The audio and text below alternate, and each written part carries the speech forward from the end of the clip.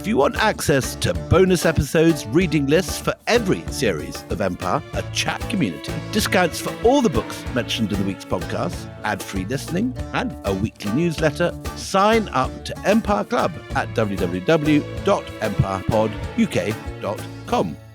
The family that vacations together stays together. At least, that was the plan. Except now, the dastardly desk clerk is saying he can't confirm your connecting rooms. Wait, what? That's right, ma'am. You have rooms 201 and 709. No, we cannot be 5 floors away from our kids. The doors have double locks. They'll be fine. When you want connecting rooms confirmed before you arrive, it matters where you stay. Welcome to Hilton. I see your connecting rooms are already confirmed. Hilton, for this day. Mint is still $15 a month for premium wireless. And if you haven't made the switch yet, here are 15 reasons why you should. 1, it's $15 a month. 2, seriously, it's $15 a month. 3, no big contracts. 4, I use it. 5, my mom uses it. Are you playing me off? That's what's happening, right? Okay, give it a try at mintmobile.com/switch. Upfront payment of $45 for 3-month plan, $15 per month equivalent required. New customer offer first 3 months only. Then full price plan options available. Taxes and fees extra. See mintmobile.com. This episode is sponsored by Friskies, who would like to tell your cats hi. Now, if that didn't get your cat's attention, there is one thing that always does the trick. Just pour some Friskies crunchy food in the bowl and you'll hear those paws come running. Works every time. With so many Friskies choices, you can always bring your cats running from their secret napping spots. There's always more to explore. See for yourself at friskies.com or visit your local store.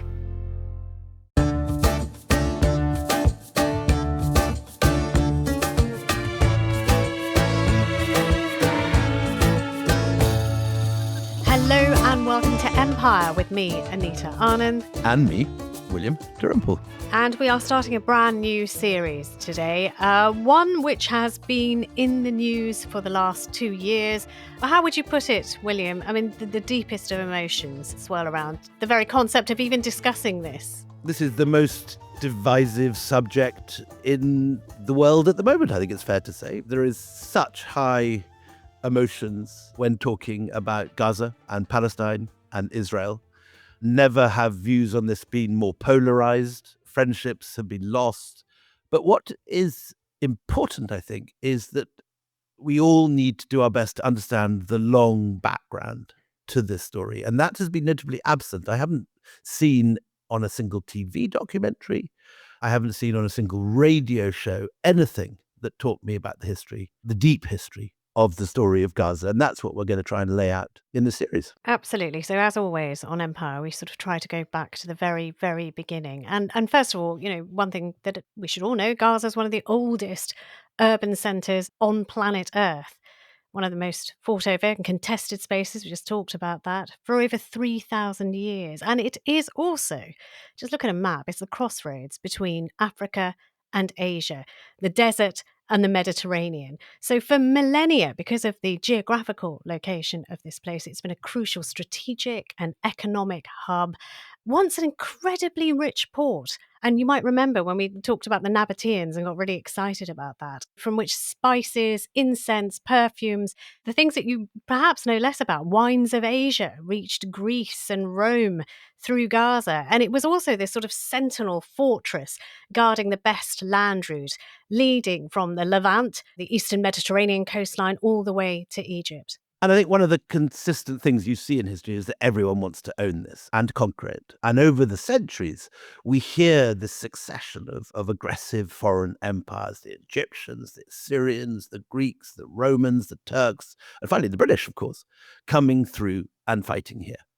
What's more difficult to see, I think, in the Chronicles, because we always get the story of the victors and it's always the victors writing their version. But what we don't see so much in the Chronicles are the locals who are living here throughout these centuries and whose DNA has remained remarkably consistent. The modern inhabitants of this land today share much the same wide mix of DNA as the groups who live here today, and successive studies have shown this. When you dig up skeletons from the Bronze Age, they show still a broad similarity to the sort of thing that you're getting with the modern inhabitants of the land.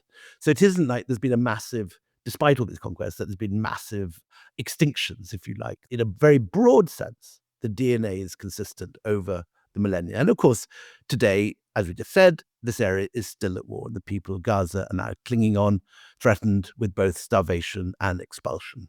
And this is a part of the world that dominates our front pages, yet we do not know this early history, and we should know it. It's absolutely crucial to understand current events, to know what preceded it in detail, going really into the minutiae so that people can understand it. And I don't think there has been in any media anywhere in the world a series like this. I've been looking around and searching for it, and it just hasn't been this. So I think this is the first time that people have attempted to put into broadcast form a deep dive into the history of Gaza. So look, that's what we're doing. That's what this new series is about. I'm going to talk about the history, the inhabitants, the peoples who've passed through, and the importance of this narrow stretch of land. And as William was saying, this is obviously a deeply contested, divisive subject, and so we are treading into this with care. Put it that way. We're going to try and be very careful about this. We will lay out the different views about the past.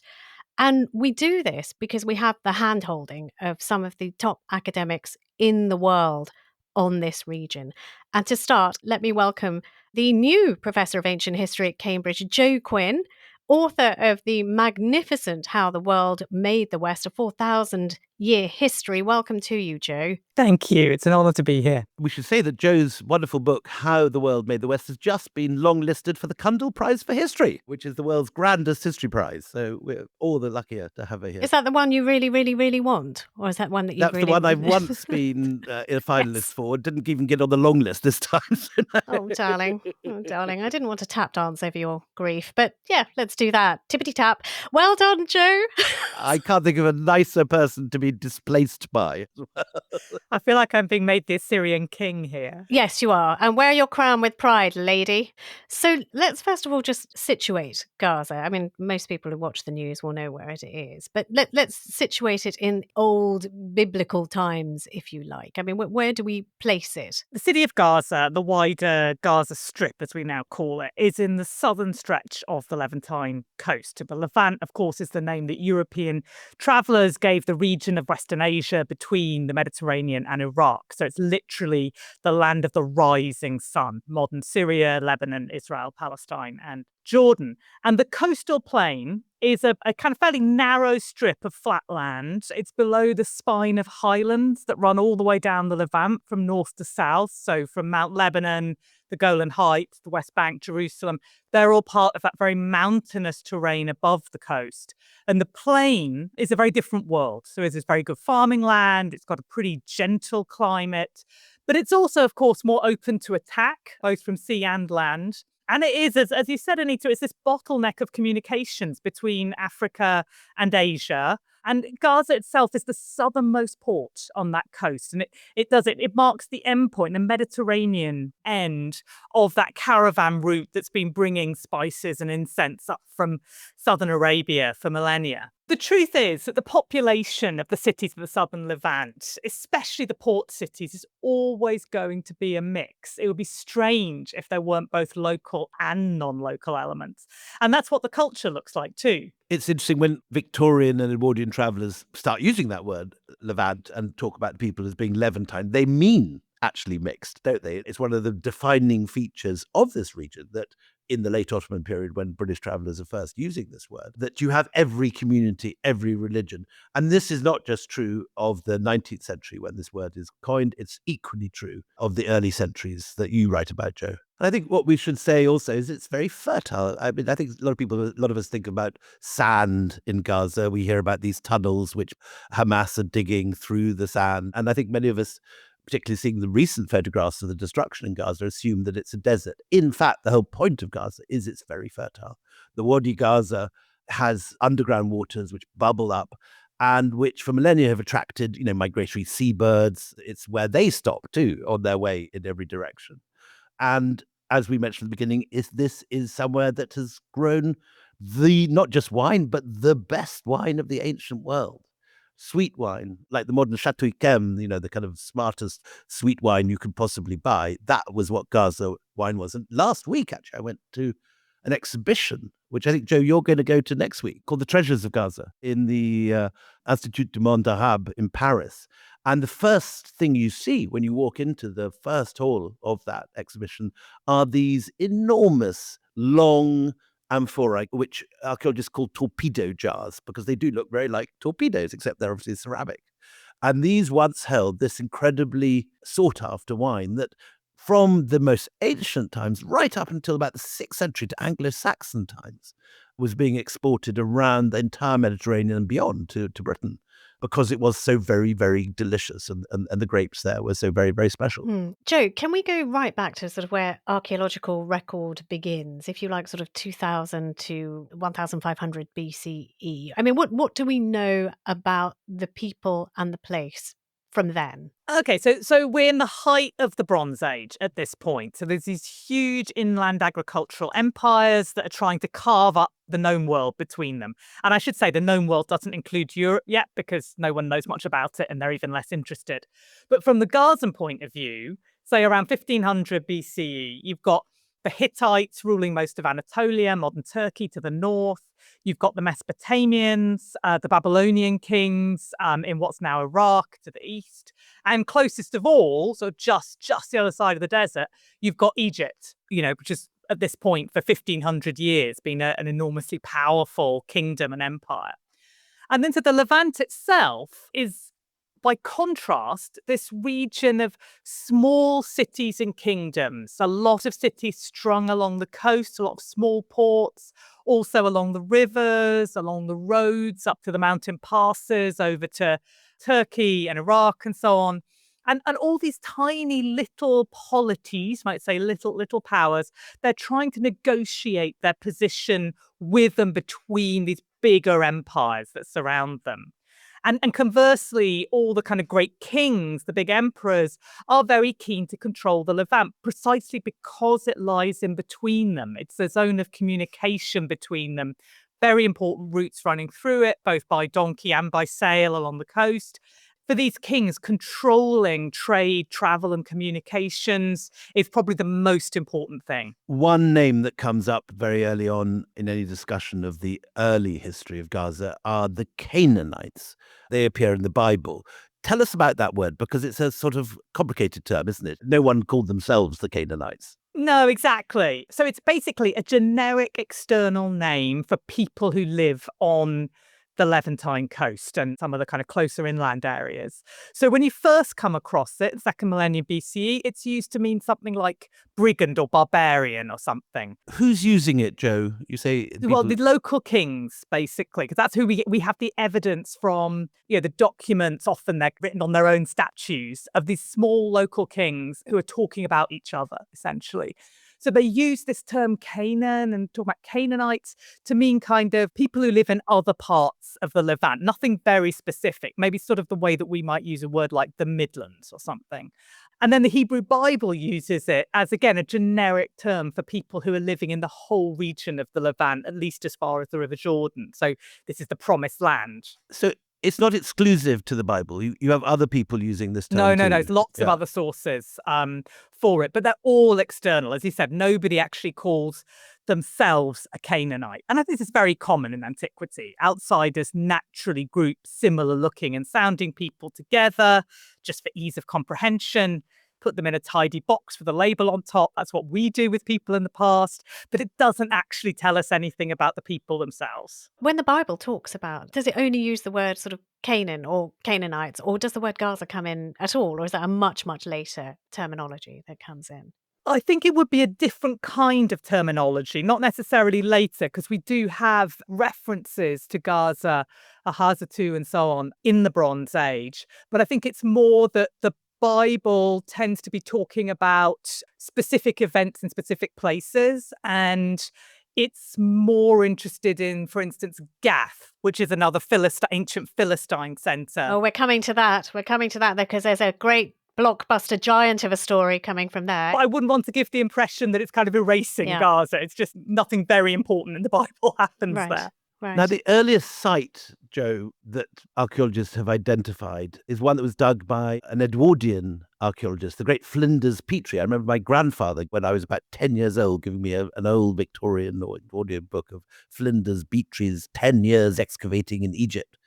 And he digs this site, Tel El Ajul, and finds all sorts of early stuff, doesn't he? That's right. Basically, this is ancient Gaza. This is Bronze Age Gaza City, effectively. Unsurprisingly, this is an enormously important port. It's selling grain, olive oil, wine for the whole region. It's also an outlet for copper from the mountains.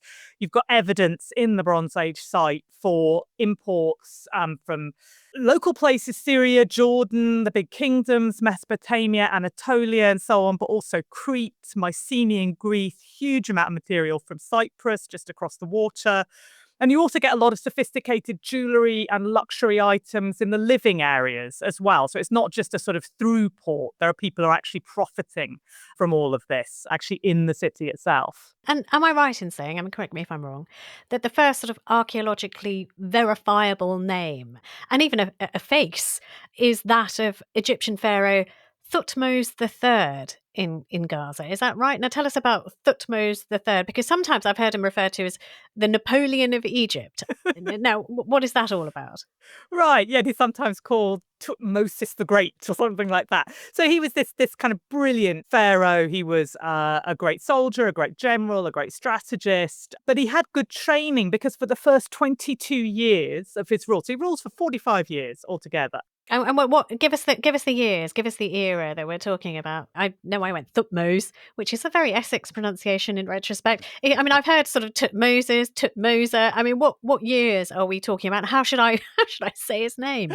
I think people worry far too much about pronunciation in the past. We don't have tape recorders, unfortunately, and you can read ancient inscriptions in a lot of different ways. So I call him Thutmosis. Yeah, Egyptian ones only have consonants, isn't that right? Some, yeah, a lot of them do. Some of them only have syllables, and end syllables are always tricky. So I think we can call him Thutmosa, Thutmosis, whatever we like. I think Thutmosa is good. Let's stick with that for this podcast. But we're talking, which years are we talking about the rule of Thutmosa III? So Thutmose's ruling in the 15th century BCE. He first becomes pharaoh in 1479. But the crucial thing is that he has incredible training because for the first 22 years of his reign, he's actually ruling jointly with his stepmother and aunt, who's called Hatshepsut. And she's one of only really two female pharaohs. Oh my God, I love Hatshepsut with my whole DNA and bone marrow. She's incredible. So she was famously the one who, you saw her sometimes depicted with a beard, almost like one of those clip-on beards. But she launches trade expeditions all the way down the Red Sea. She builds incredible things all over Egypt. She's really an extraordinary character. So he's got 22 years with her. She dies, and then he rules alone after that. And he himself has this incredible career. So he expands both south and north. So south into Nubia and north into the Levant. We're in the 1450s BCE now. And he's using Gaza as a kind of forward base, is he? Yeah, he conquers Gaza, and then it's a forward base would be one way to put it. And as you say, it's actually the first mention of the city of Gaza in Egyptian records, which records its conquest, unfortunately. And that's really when Gaza falls under, in some kind of formal sense, Egyptian control. It's not very strong at first. They have to pay an annual tribute. There's some form of military presence there. And trade is flourishing at this time. It's not just war. Yeah, trade continues to flourish. In general, it's very useful for the great kings that their possessions in the Levant keep up good trading contacts because that's what they're profiting from. They're skimming off essentially the profits of trade. And I read somewhere that the pharaohs put a monopoly on this fancy Gazan wine. God, you're obsessed with the wine. Well, it was a big deal. So if you go to the exhibition, this was the main export. God, okay. I guess I'll learn about that when I go to the exhibition next week. Okay. So we have this sort of sensation of a window opening, don't we, Joe? When we get the Tel El Amarna letters, suddenly it's one of those moments in ancient history when we have detailed correspondence that somehow survives. And it survives in this case because it's written on Egyptian clay tablets, which have survived. And they look, according to our lovely producer Anouska, like big rye vitas. Mammoth shredded wheats. They do, yeah. What do they tell us, Joe? Tell us about Tel El Amarna letters. What do they say about Gaza? Yeah, it's okay. This is amazing. This is an incredible archive of letters found completely by chance by a local woman digging beside the Nile in the late 19th century. And it turns out that they are the kind of correspondence archive of the pharaoh Akhenaten. and some of his father, some of his son as well. So Tel El Amarna was the capital of Akhenaten. Akhenaten, we should say, was sometimes said to be the first monotheist, isn't he? He is sometimes said to be that. Yeah, he was certainly a very curious individual. But he's ruling in the late 14th century. He's also, as well as his interesting cultural pursuits, he's a very serious about empire as well. He has a hot wife, Nefertiti. And he has a hot wife, Nefertiti, exactly. But he's a very, very interesting guy, Akhenaten. This archive, it's a real mixture. It's got a lot of letters from the other great kings of the era, the king of the Hittites, the king of the Babylonians, and so on, which are kind of wonderful in themselves. People complaining about not getting RSVPs for parties and things. Amazing. But then there are the other set, about, half the correspondence is actually from Egypt's various vassal kings in the Levant. And they're asking the king for help, asking Pharaoh for help, or reporting their own news, or quite often reporting on each other, kind of jockeying for position with the Pharaoh. And we don't actually seem to have any letters from Gaza itself, though some of them, it's not clear quite where they're from. But Gaza is mentioned in some of these letters as Azatu. And what it seems to be a kind of subordinate settlement then to another local king, probably Ashkelon, which is another major port to the north. We're not sure. But there are a lot of letters, or several letters, from the king of Gath inland. And that's going to become a very big Philistine city in the next, kind of in the Iron Age. But they're very interesting because one of them mentions a rebellion of 30 towns under the control of this king of Gath. So you get the sense that cities like Gath, these relatively kind of small little city kingdoms, could be actually very substantial and have their own mini empires, even in this very early date. And in fact, archaeologists have actually found Egyptian inscriptions at Gath from this period. So you kind of get it from both sides. And is Gaza a colony or is it semi-independent? What's its position at the time of Tel El Amarna? Yeah, does it govern itself, or do the Egyptians just tell it what to do all the time? Well, I think what you can see over time is a sort of tightening of control. So in the early stages, the Egyptians basically want annual tribute. They want loyalty from the local kings and leaders in the southern Levant. But by the end of the Bronze Age, so kind of the next period after the Amarna letters, you can really talk, I think, in terms of an occupation. There's a network of forts to protect the caravan routes and the copper mines and so on. So by the end of the period, it's quite a fortified region. And then you get this thing which is very much at the heart of your most recent book, How the World Made the West, which is this fascinating period. And it's a bit like a sort of archaeological version of one of those sci-fi films where there's some terrible catastrophe and there's only a bunch of people left on Lindisfarne, or what's that film, 30 Days After, whatever. It's the archaeological equivalent to that. The Bronze Age collapse. This is a period that you write so beautifully about, where we see all these empires have been building up, all with scribes, all with administrations, nice little empires of their own. The whole lot are knocked in a sort of scattering of skittles in a few years. Tell us about this. Yeah, so this is a period of about a century or so, around 1200 BCE, which sees the collapse or at least severe weakening of all the great powers of the Bronze Age, so including the Hittites, the Babylonians, the Mycenaean kingdoms in Greece. And no one knows why. This is just one of the great mysteries of antiquity. The theories from climate crisis to political rebellion, they all have some evidence in their favor. It's probably a mixture of all sorts of things. Best take on it, to my mind, is Eric Klein's in his wonderful book 1177, where he says what the real problem was the extent to which these enormous empires had come to depend on each other. We really see that in the Amarna letters. So a food shortage here or a pirate attack there could really quickly become a problem for everyone. This is also the background to, some people think, to the Homeric Trojan Wars, don't they? And sort of the idea of Odysseus going out in his boat and going around the Mediterranean. This is all this sort of world that is in collapse, with warriors, seaborne warriors, with lots of swords and shields turning up on the coast and making a mischief of themselves.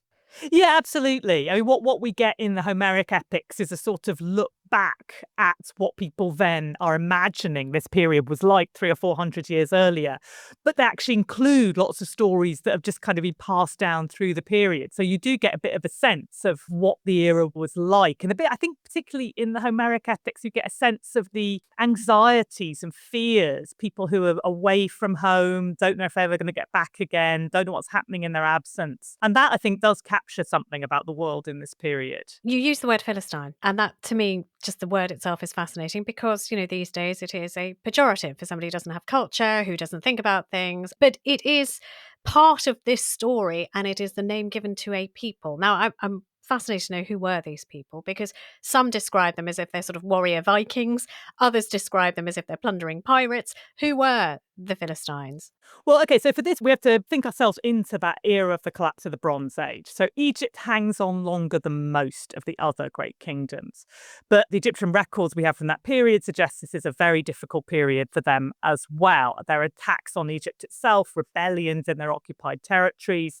And it's in all this turmoil that we first hear of these people that the Egyptians call Peliset, somewhere in the Levant. And they're mentioned in this inscription on the great temple of Ramesses III at Luxor. And it describes this coalition of foreign factions who get together to attack Egypt in year 8 of his own reign. And that's the year that's now probably 1177. That's the current thinking on that, 1177 BCE. And so the Peliset are one of these communities who form this coalition. There are several others, Lucca, Shurdan, Cheka, and so on. But one of these communities is called Peliset. And the inscription defines the coalition as a whole as northerners and as foreigners. And it says they're conspiring on their islands. And it also says they'd be making attacks all over the Eastern Mediterranean. It's not just Egypt. And some of the individual groups, though not actually the Peliset, are also described as coming from the sea. And that's where the modern concept of the sea peoples comes from. It's a kind of modern extension to all these people of the label that the Egyptian inscriptions gave some of them. And now, who these various communities really were, where they were from, it's very unclear. They may have been pirates of some kind. Maybe it was more of a regional political coalition.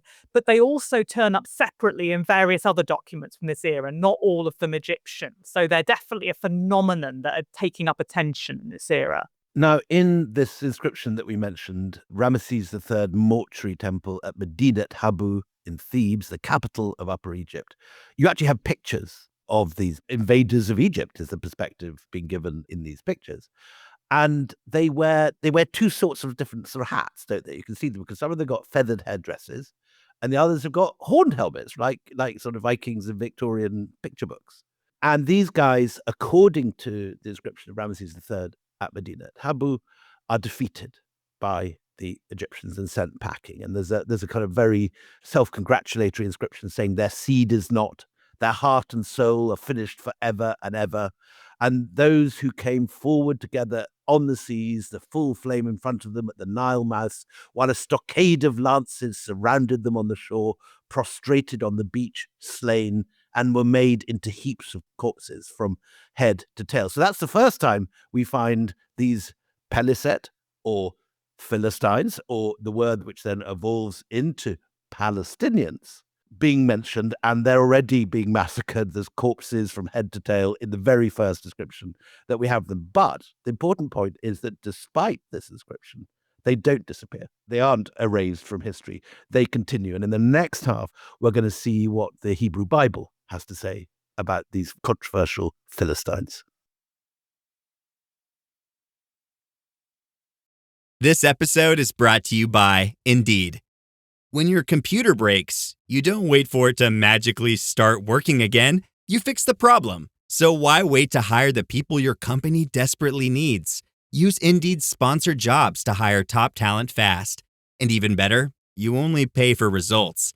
There's no need to wait. Speed up your hiring with a $75 sponsored job credit at Indeed.com/podcast. Terms and conditions apply. This episode is brought to you by Nespresso and Samra Origins by the Weekend Coffee Collection. Introducing Samra Origins. My collaboration with Nespresso is a connection to my roots, to my mother, Samra. Coffee that hits the right notes. It transports you.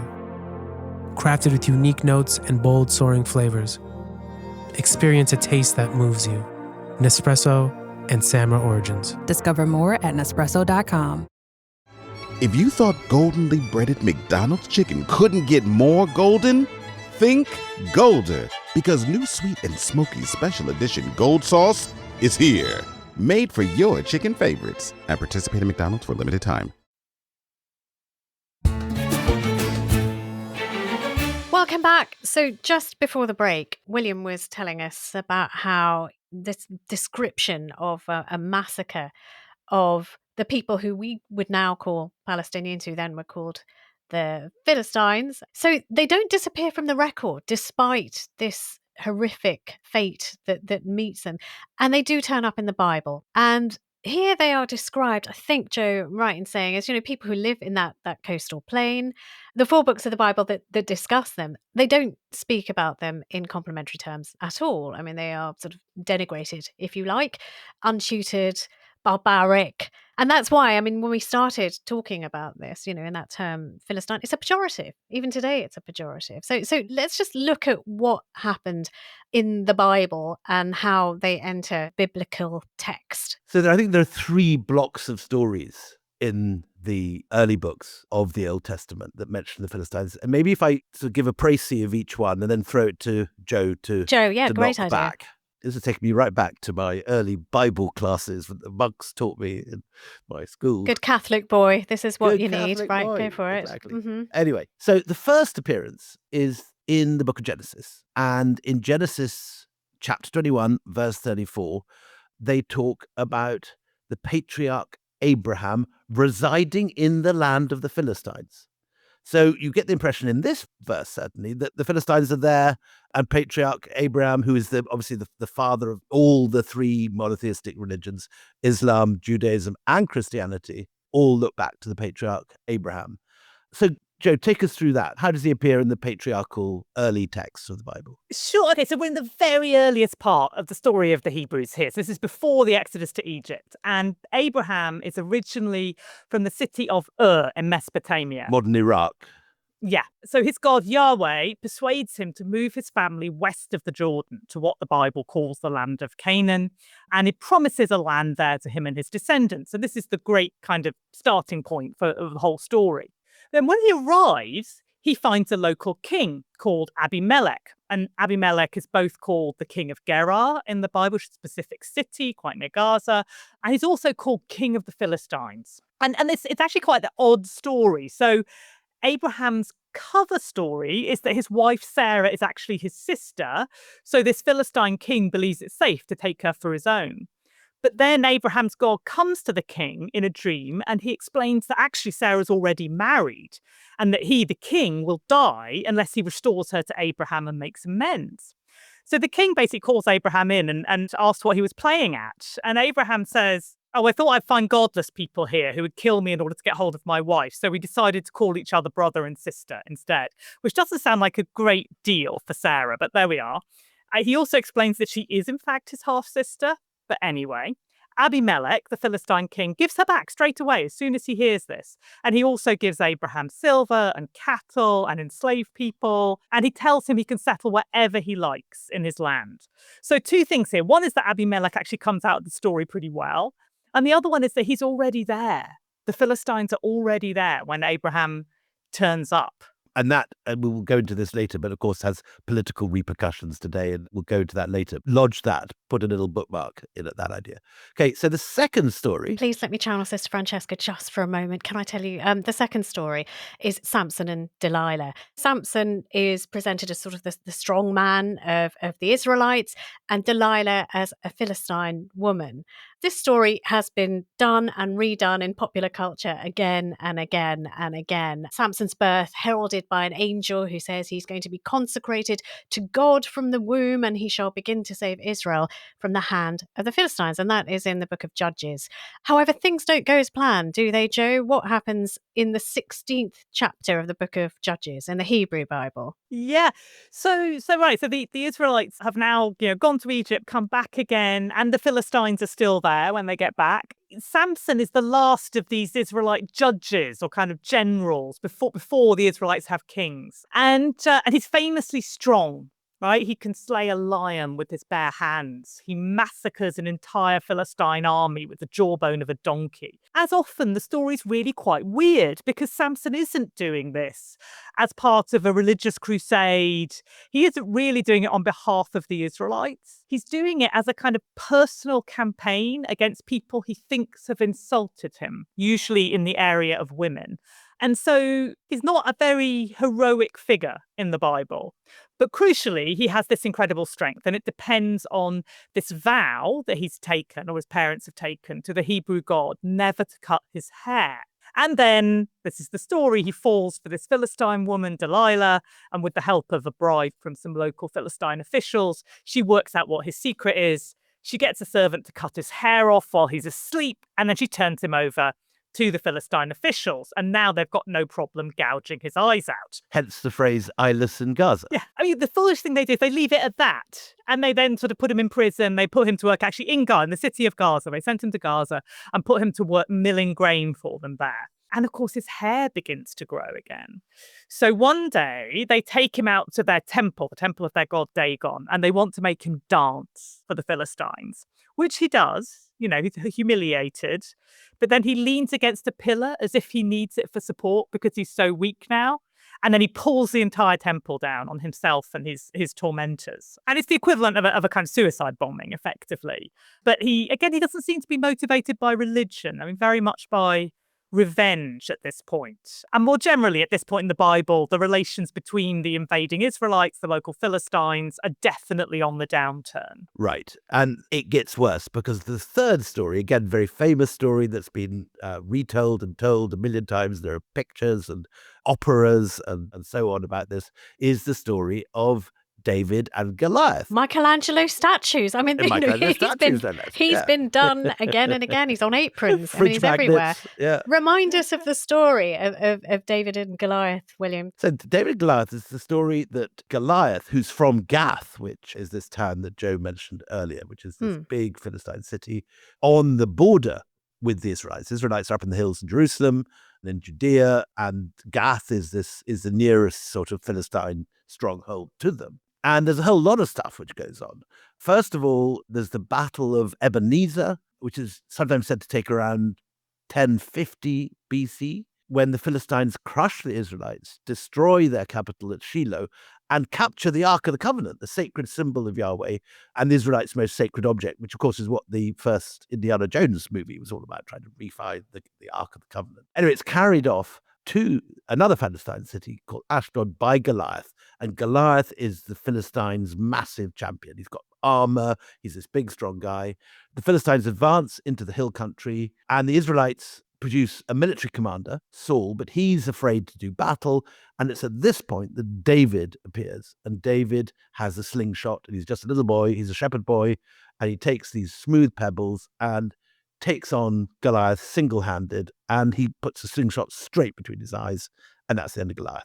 This was the origin of the smote for me. You know, the 5 smooth pebbles from the brook, and then he smote him. What do we take away from this, Joe? A couple of things. So one of the things is that Goliath, I mean, he's not so much a bad man. He's just very tall and not an Israelite. And it is this interesting thing that often the detail of the Bible stories is much less kind of black and white and binary than the way that sort of people remember it. So the idea of the Philistine is totally uncultured and so on.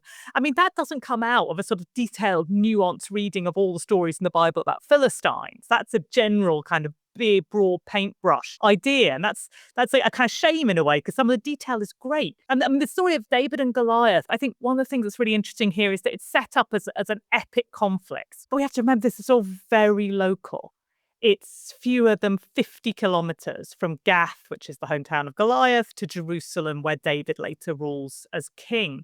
And of course, it's in the nature of the Hebrew Bible to big up the events concerned, particularly big up its own heroes and so on.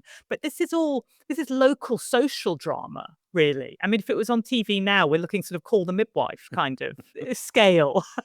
I mean, do the stories check out archaeologically as well? Can you look at the archaeological record and say, oh, yeah, no, I mean, look, we know that there was this place in Ashdod. We know that Ashkelon was that. I mean, can you place the story in the real historic record? Yeah, you usually can. So, I mean, the Bible's a big, sprawling collection of all sorts of different things, right? There's poems, there's stories, there's legal texts, there's archival things, and it's all relating to kind of past and present of the Israelite kingdoms. And the present is probably in the 7th or 6th century BCE when it's all being kind of collated. That's very controversial, but that's a less controversial view than some. And the thing about the historical part is they aren't supposed to be a scholarly history, but they're a kind of origin story, like stories of the Trojan War or stories of King Arthur in Britain.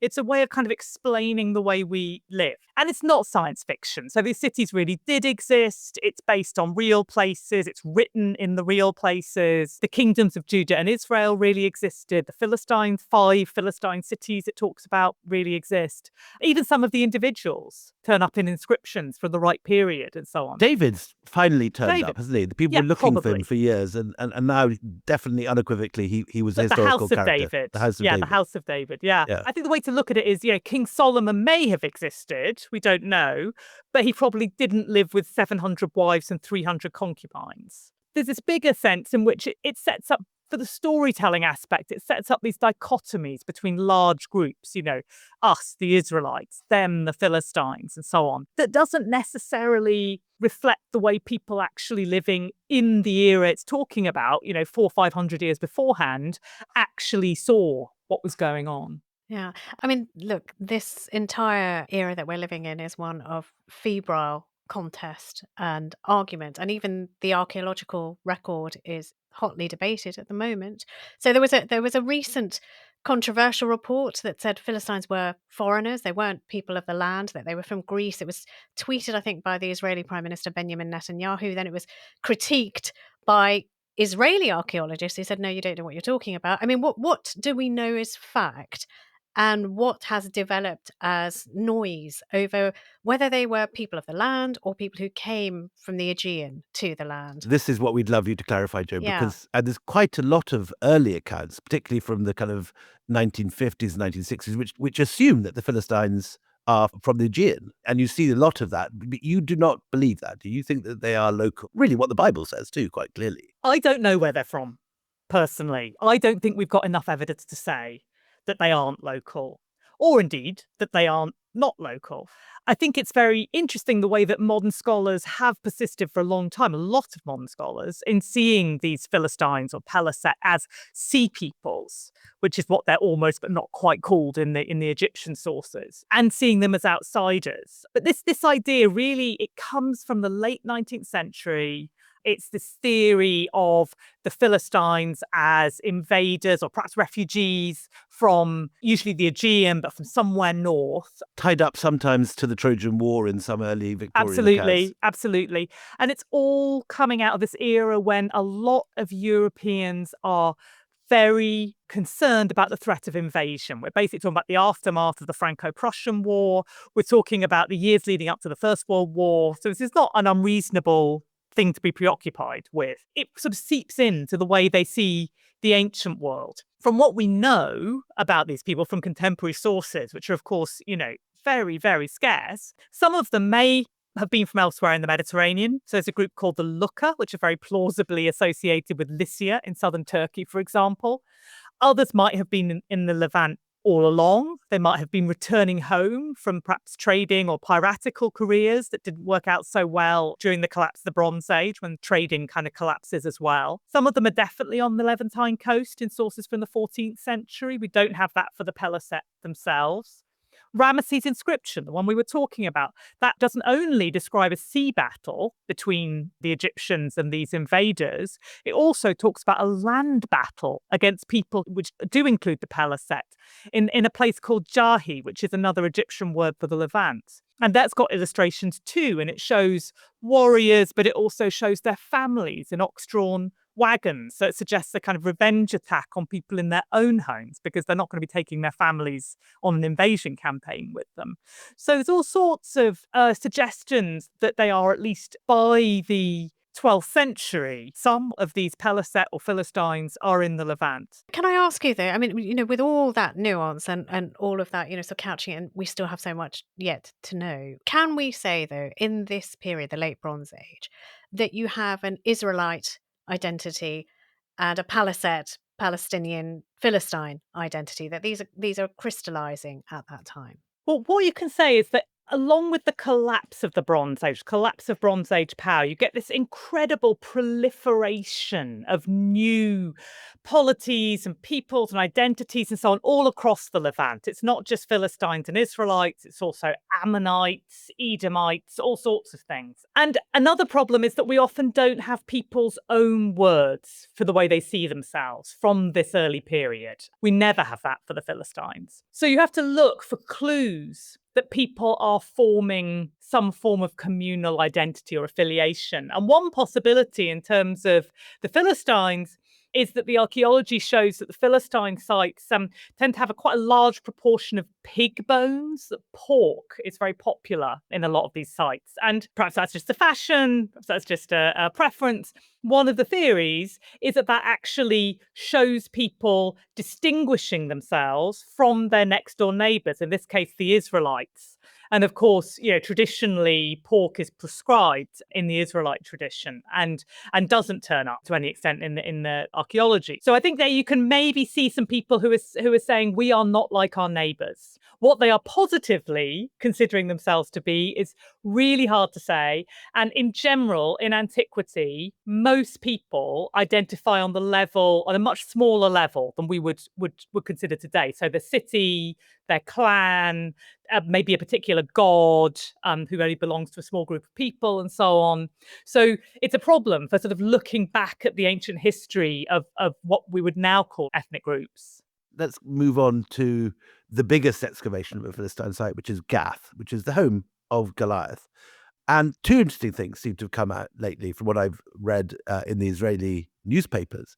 Well, first of all, they seem to take a lot of hallucinogenics, which is one thing. So how do they find that out? I'm just intrigued. How do they know that? Because the botany survives in the archaeological record. You've got these hallucinogenics which have been turning up. But the other thing which is very clear in the recent excavations at Gath is that Gath is a lot bigger than anything that's going on up in Jerusalem. So while we have this very full Israelite point of view given in successive books of the Bible, all of which are not only surviving, but in every language of the world for centuries, the Philistines, who have left very little writing or almost no writing, have bigger cities and actually, contrary to their reputation of being Philistine, are actually quite sophisticated. Yeah, absolutely. I mean, Gath is a very kind of big metropolis. It's about 4 times larger than contemporary Jerusalem.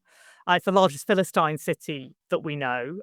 And it goes back to the Bronze Age. So again, the city, wherever the Philistines came from, the city they're living in then is an old Bronze Age city. It's got lots of this new Greek and Cypriot style pottery we've been talking about. It's got very substantial fortifications, monumental gates, a lot of olive oil production in the city. And one thing that's really interesting is there's a lot of evidence for exchange with the Judean kingdom and with Jerusalem itself. So Gath is on the road from the port at Ashkelon up to Jerusalem. And so any fish or that kind of thing that's being imported in Jerusalem is coming through Gath. So relations, obviously the Bible's going to concentrate on the exciting bits of the story and the conflict and so on. But there's also this sort of day-to-day story where, these people are trading partners. But you mentioned conflict, and at the end, at the top layers of the archaeology of Gath, we get this line of black charcoal, of burning. And that's what we're going to be dealing with in the next episode, where Joe is going to be coming back and telling us about what happened to these Philistine cities, because things get a bit darker in the next centuries to come, as if it's not dark enough already. A lot of smiting going on. So till the next time we meet, it's goodbye from me, Anita Anand. And goodbye from me, William Dalrymple.